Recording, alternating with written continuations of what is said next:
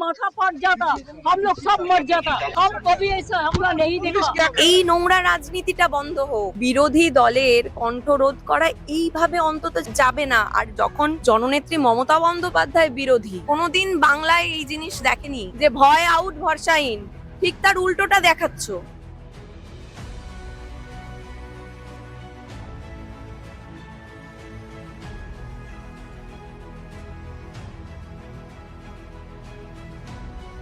আমাদের কাছে প্রমাণ আছে যে এর পেছনে বিজেপির গুন্ডা বাহিনী জড়িত আছে কি নেই, আমরা সেটা তুলেও ধরেছি সোশ্যাল মিডিয়ায়। আমাদের যারা উচ্চ নেতৃত্বরা আছে বা যারা মুখপাত্ররা আছেন, তারা কিন্তু ছবি অলরেডি পোস্ট করে দিয়েছেন কালকে থেকে। আমাদের কাছে প্রমাণ আছে যে কারা বিজেপির সঙ্গে যুক্ত, বিজেপির গুন্ডা বাহিনীর দ্বারা মমতা বন্দ্যোপাধ্যায় আক্রান্ত হয়েছেন কিনা। চরম নিন্দনীয় একটা কাজ হয়েছে, কোনোদিন বাংলায় এই জিনিস দেখেনি।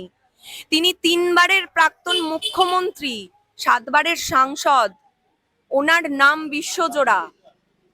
তো সুতরাং ওনার ওপরে যদি আক্রমণ হয়, তাহলে সাধারণ বাংলার মেয়েরা, মায়েরা তারা সুরক্ষিত তো? আজকে তো এই পরিবর্তন কোনো মানুষ, কোনো সাধারণ বাংলার মানুষ যারা ভোট দিয়ে বিজেপিকে নিয়ে এসেছে, তারা নিশ্চয়ই চাননি এই জিনিসটা হবে। যারা 3 বারের প্রাক্তন মুখ্যমন্ত্রী, সর্বোপরি উনি একজন মহিলা, তার কোনো প্রোটেকশন দিতে পারছেন না। গোটা রাজ্যের মায়েদের, মেয়েদের কি প্রোটেকশন দেবে? কি প্রোটেকশন দেবে? এটা তো প্রশ্ন থেকে যায়। আজকে শ্রীমতী মমতা বন্দ্যোপাধ্যায়, আমাদের জননেত্রী, উনি দেখা করতে গিয়েছিলেন মৃত তৃণমূল কংগ্রেস কর্মী যিনি মারা গেছেন, যাকে মারা হয়েছে পুলিশ কাস্টাডিতে রেখে, এবং তার পরিবারের সঙ্গে উনি দেখা করতে গিয়েছিলেন। কোনো অপরাধ করেছিলেন কি? সেখানে চোর চোর স্লোগান, চোর চোর স্লোগান তো বহুদিন ধরেই হচ্ছে, কিন্তু চোর যে বলছে, দেখো চোর বলাটা খুব সহজ, প্রমাণ করাটা কিন্তু দরকার। প্রমাণ হয়েছে কি? আমার এখানে একটা প্রশ্ন আছে। তুমি চোর বলতেই পারো, আমাকে চোর বলছো, কিন্তু আমি কি চোর হয়ে গেলাম?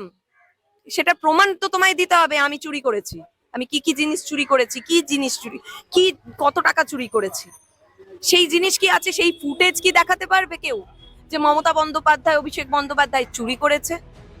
আমি মাথা পেতে নেব তাহলে?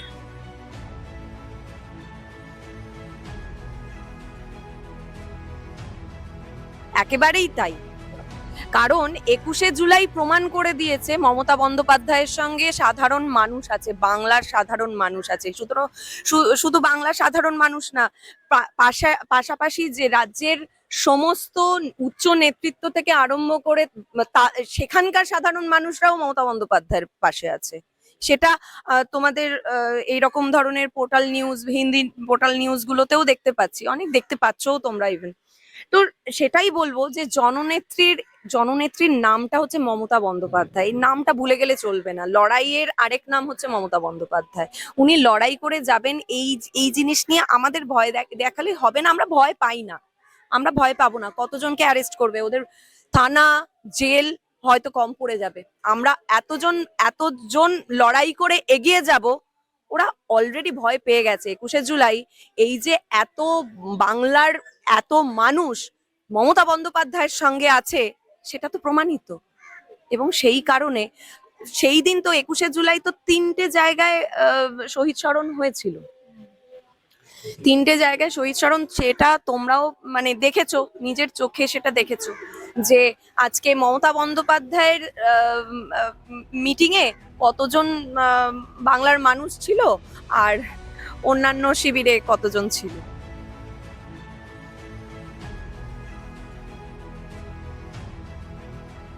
আমি এটাই বুঝতে পারছি না, বাঁচাবাচির বিরোধী দল হিসেবে গত 15 বছর আমাদের শাসনকাল ছিল, তখন অন্যান্যরা বিরোধী ছিল, বিরোধী পক্ষ ছিল। বিরোধী পক্ষ তো থাকবেই, এটা গণতান্ত্রিক দেশ, আমাদের গণতান্ত্রিক অধিকার আছেই। কিন্তু লাস্ট 15 বছরে কোনোদিন কি দেখতে পেয়েছো বাংলার সাধারণ মানুষ এইরকম দেখতে পেয়েছে যে আজকে প্রতিবাদ করবে না? সরকার থাকলে সেটার প্রতিবাদ হবেই, মতামত থাকবে, মতানৈক্য থাকবেই। এটা নিয়ে আমরা প্রতিবাদ করব না, রাস্তায় নামবো না, তার সেটা কি করে হয়? আজকে যখন আমাদের জননেত্রী যখন গতকালকে ওই পরিবারের সঙ্গে দেখা করতে গিয়েছিলেন, এরকম একটা ন্যাক্কারজনক ঘটনা ঘটেছে তার সঙ্গে, সেটার প্রতিবাদ যখন করতে গেছি আমরা সবাই মিলে, সব জায়গায় জায়গায় বিক্ষোভ, আজকে গোটা রাজ্যে জায়গায় জায়গায় কিন্তু বিক্ষোভ হয়েছে। তো সেখানে পুলিশ লাঠিচার্জ করছে, সেখানে পুলিশ আমাদের হেকেল করছে, সেখানে পুলিশ আমাদের টেনে হিঁচড়ে আমাদের প্রিজন ভ্যানে তুলছে, ভুলভাল কেস দিচ্ছে, যার কোনো মাথা মুন্ডু নেই। কেন হচ্ছে? এই নোংরা রাজনীতিটা বন্ধ হোক, শান্তিপূর্ণভাবে রাজনীতি করা হোক, এটাই চাইবো।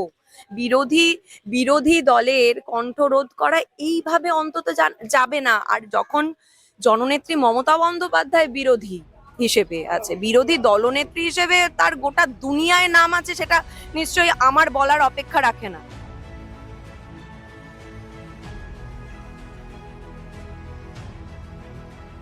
পুলিশ কাস্টাডিতে ডেথ হয়েছে,